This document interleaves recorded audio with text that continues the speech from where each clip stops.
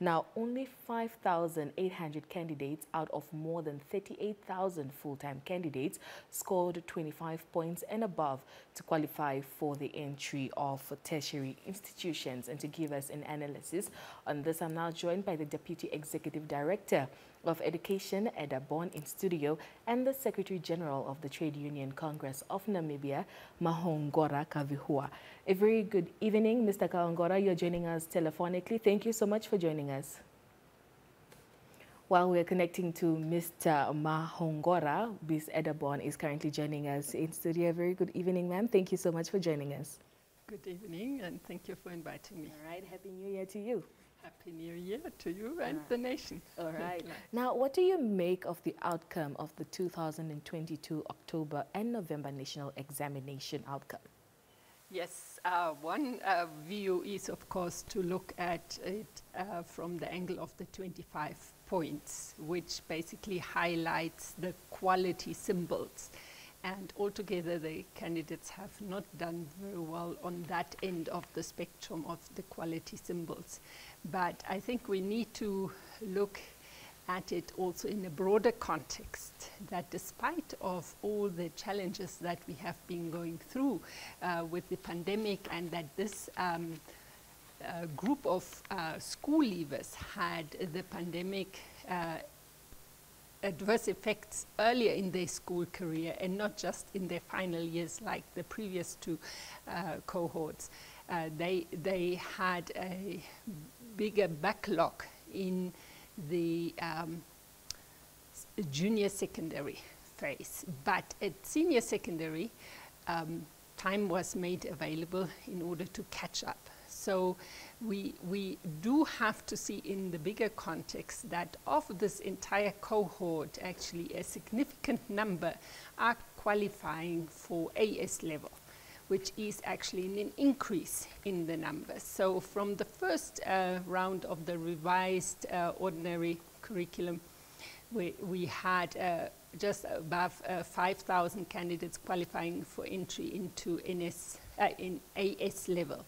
And the next round, we had also just 8,000. And now we have 8,133. There is a small increase in terms of numbers.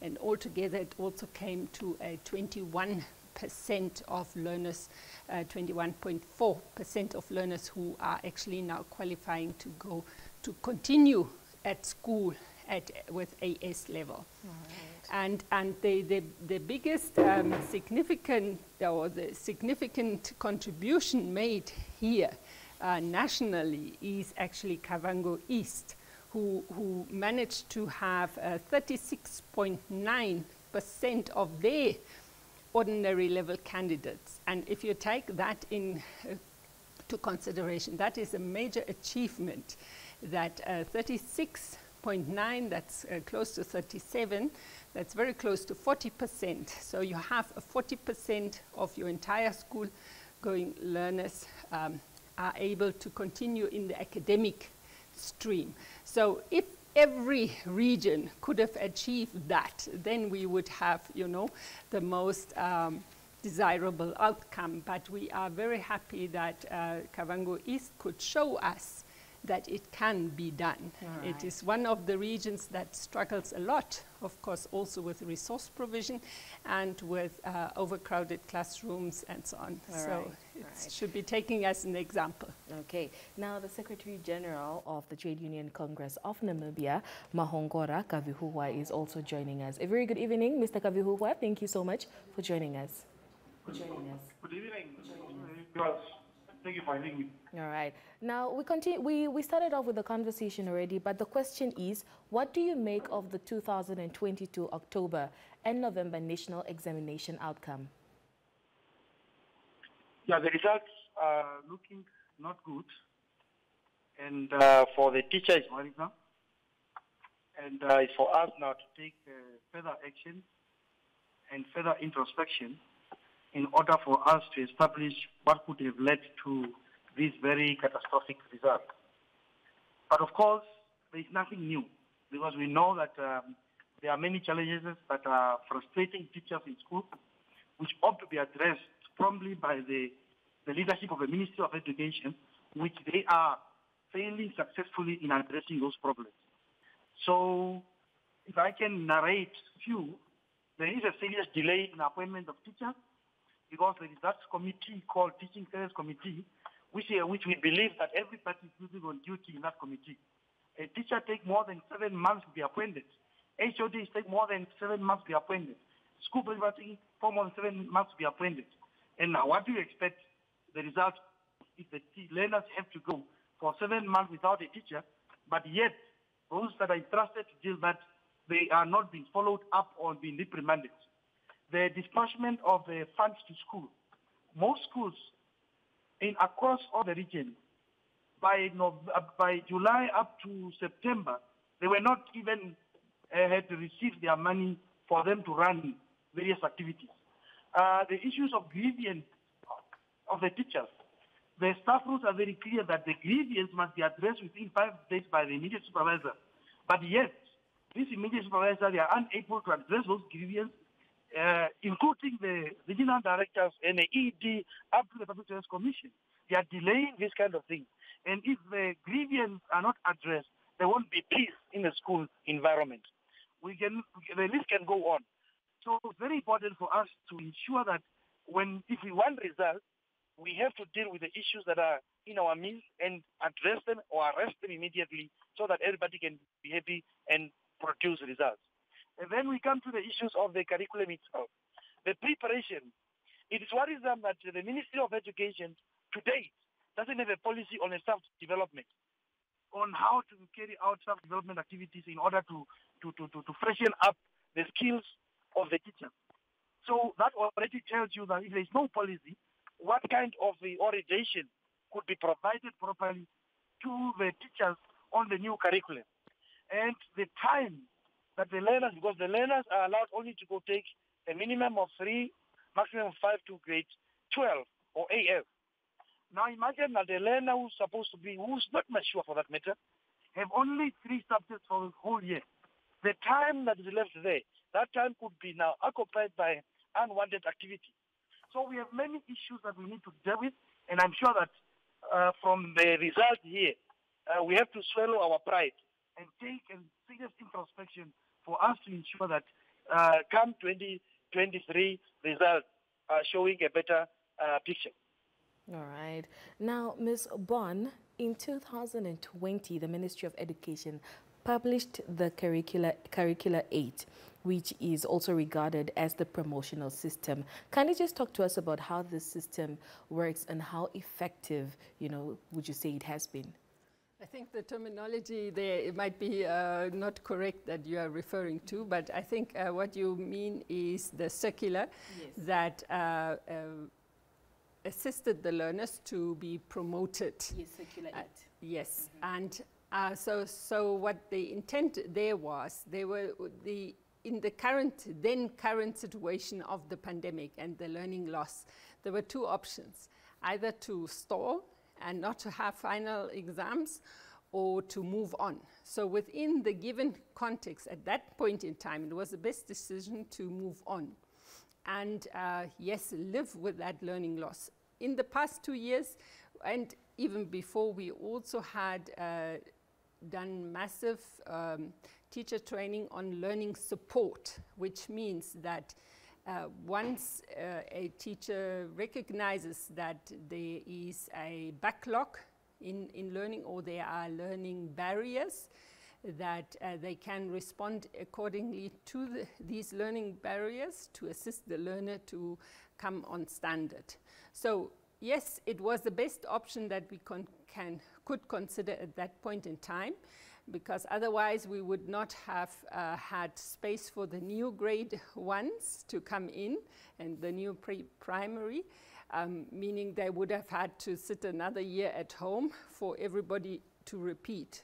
Yes, it would have been one option, but it would have also meant there was not going to be any output into university at that point in time. So it was, discussing amongst, the leadership in education, including the unions as well as the regional directors of education and various school principals participated in that dialogue that made the ministry to decide then let us rather condone the weak performance and let everybody proceed.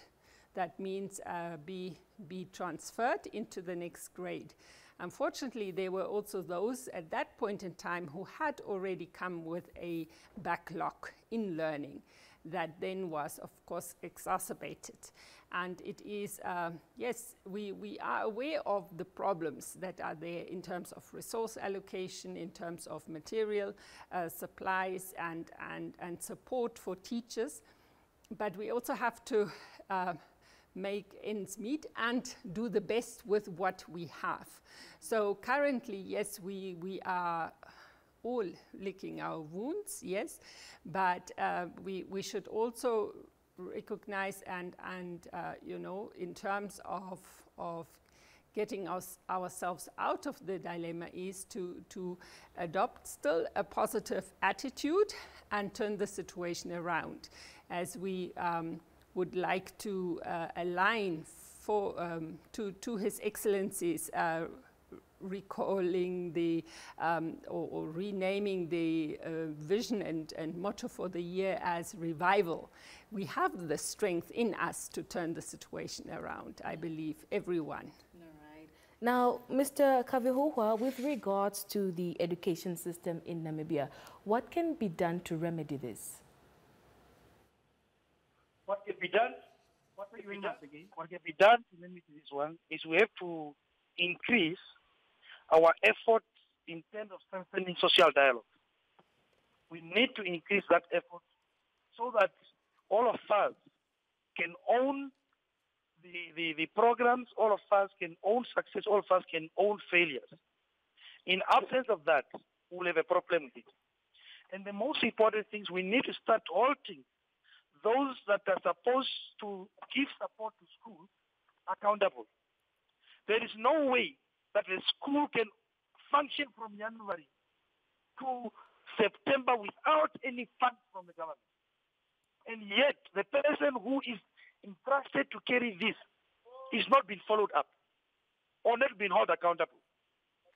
So we need to improve on various aspects so that especially the leadership and the management, in absence of this, holding people accountable, especially those that are enjoying the comfort of air-conditioned office, we will remain where we are. Teachers have went out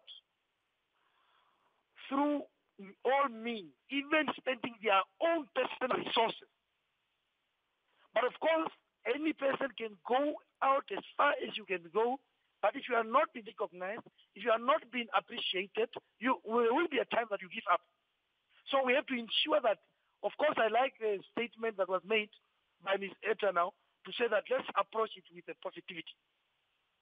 And we are expecting a lot from Ms. Etta's office in terms of giving support to the teachers.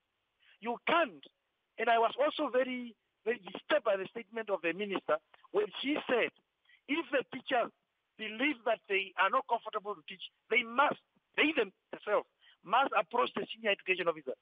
Why the senior education officer cannot approach the teachers? Why should we, the teachers in the schools, are the ones to go to beg for support and assistance? That shows that the ministry itself doesn't have a proper program so that we can all be supported and coordinated and ensure that we deliver quality that is required. And from our side as a union, we have extended that hand to say that we are willing to assist where possible, we are willing to take blame where it's possible, we are willing to go out extra miles in order to ensure that we, or the education, produce what is required to be produced by the country. Now, Ms. Bond, let's just get back to you right here in studio. Now, the education sector gains a lion's share of the budget, but with value for money, it seems to be far-fetched. Like, what reforms are needed and where are they needed?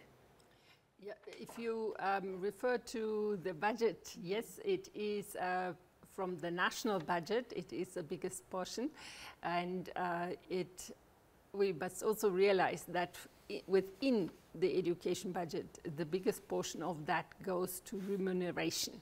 So our biggest asset actually in the system is the teacher who receives a salary. So yes, it is that support for the teacher, and that is where we wish to go to professionalize the teaching profession. Of course, we are saying you are a professional teacher once you have your professional qualification, but we would like to register all teachers the same way as, you know, the medical professionals are registered and alike. So we have come a far way in consulting with the entire nation on that already through the consultative process on formulating the new Education Act. It has come out there, but also with the most recent Transforming Education consultation.